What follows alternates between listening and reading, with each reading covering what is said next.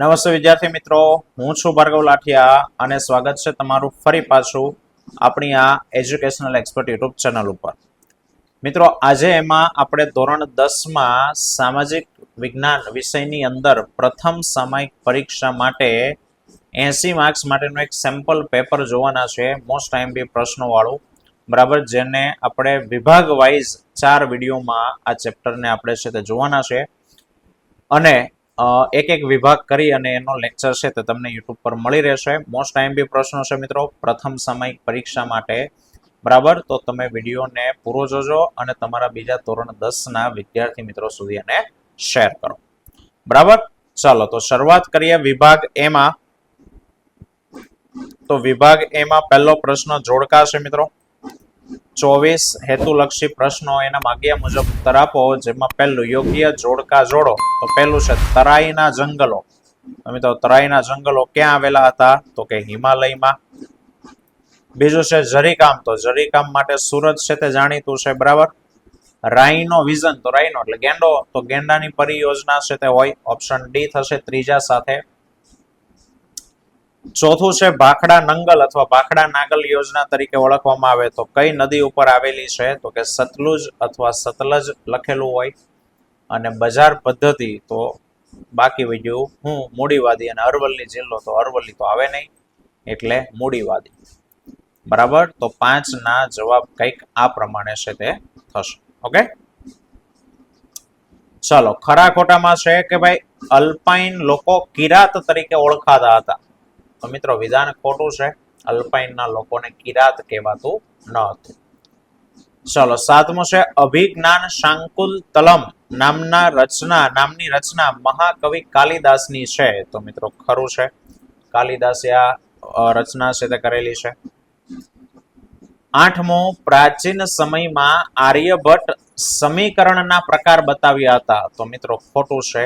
આર્યભટ્ટે સમીકરણના પ્રકાર નથી બતાવ્યા.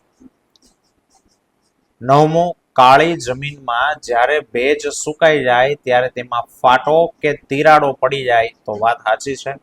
ચીકણી માટી, કાપ વાળી માટી હોય એમાં ભેજ હોય એટલે ગારો થઈ જાય. જ્યારે એનું પાણી સુકાય તો ઉપર પોપડા વળી જાય, તિરાડો પડી જાય. બરાબર, તો ખરું છે.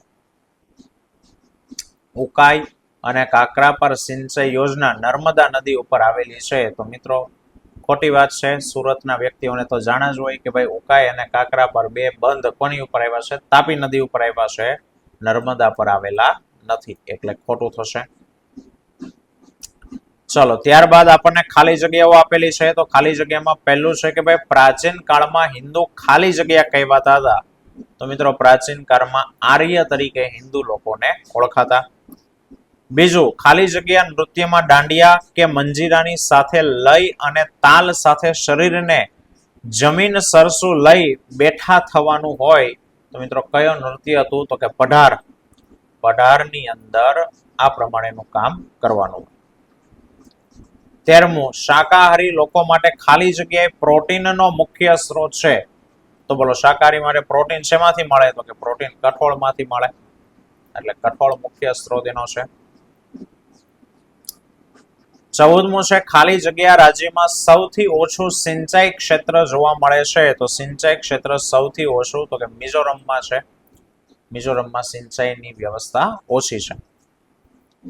ખાલી જગ્યાને ભારતીય અર્થતંત્રનું હૃદય ગણવામાં આવે. તો મિત્ર હૃદય કોને કહેવાશે? ગામડાને કહેવાશે, કારણ કે ભારત આપણને ખ્યાલ છે એ પ્રમાણે 60% લોકો ખેતી સાથે સંકળાયેલા છે. ચાલો સાચો વિકલ્પ પસંદ કરીને જવાબ આપવાનો છે. તો એમાં પહેલું છે કે નીચેના પૈકી કઈ કૃતિ કાલિદાસની છે? તો કે મેઘદૂતમ. ઓપ્શન સી મેઘદૂતમ આ કૃતિ કાલિદાસની છે. લોથલની અંદર વહાણ લાંધરવા માટે શું બાંધવામાં આવતું હતું? તો ઓપ્શન સી ધક્કો બાંધવામાં આવતો હતો. 18મું છે પડખાવ જમીનનું અન્ય નામ શું છે? કે પડખાવ જમીન બીજા કયા નામે ઓળખવામાં આવે છે? તો કે પડખાવ જમીનને બીજી લેટરાઇટ જમીન તરીકે પણ એને ઓળખાય. 19મું પૃષ્ઠીય જળનો મુખ્ય સ્ત્રોત કયો છે? પૃષ્ઠ એટલે સપાટી, કે સપાટી ઉપર પાણીનો મુખ્ય સ્ત્રોત કોણ છે? તો કે સાહેબ નદીઓ. તળાવય છે, સરોવરય છે, પણ એ નાના છે. નદીઓ મોટી હોય. પાણીનો મુખ્ય સ્ત્રોત સપાટી પરનો કોણ કહેવાશે? તો કે નદીઓ છે તે કહેવાશે. બરાબર. ચાલો, 20મું છે કે દેશમાં અર્થતંત્રને વિશ્વના અર્થતંત્ર સાથે જોડવાની પ્રક્રિયાને શું કહેવાય? દેશનું અર્થતંત્ર એને વિશ્વના અર્થતંત્ર સાથે જોડવાનું છે તો સાહેબ એને કહેવામાં આવે વૈશ્વિકીકરણ તરીકે ઓળખાય.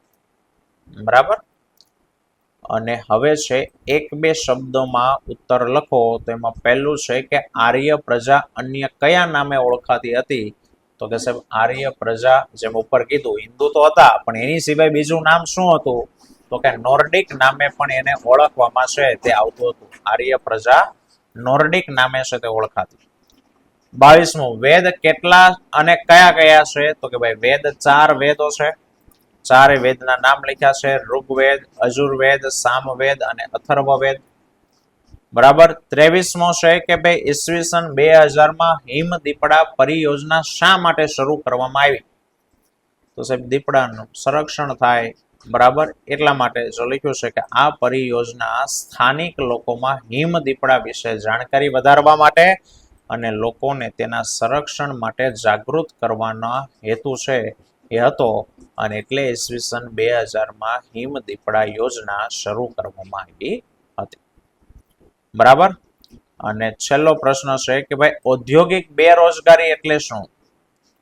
તો કે ઔદ્યોગિક બેરોજગારી એટલે કે ભાઈ ઔદ્યોગિક ક્ષેત્રે વીજળી કપ, વિદેશી માલની આયાત, કાચા માલની અછત, ટેકનોલોજીની અંદર ફેરફાર વગેરે કારણોસર જો વસ્તુનું ઉત્પાદન ઘટે કે વસ્તુની માંગ ઘટે તો વ્યક્તિને ટૂંકા કે લાંબા સમય માટે કામ વિનાનું થવું પડે તો એવી પરિસ્થિતિ એને ઔદ્યોગિક બેરોજગારી કહેવાય.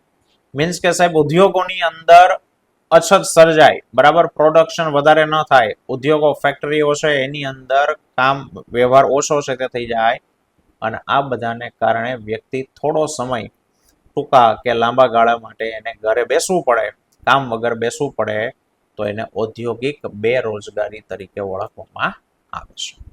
બરાબર. તો આ હતો સેક્શન એનું આપણું સોલ્યુશન. આવતા વિડીયોમાં સેક્શન બી ની વાત કરશું. તો ફરી પાછા મળીશું. ત્યાં સુધી જય હિન્દ, જય ભારત.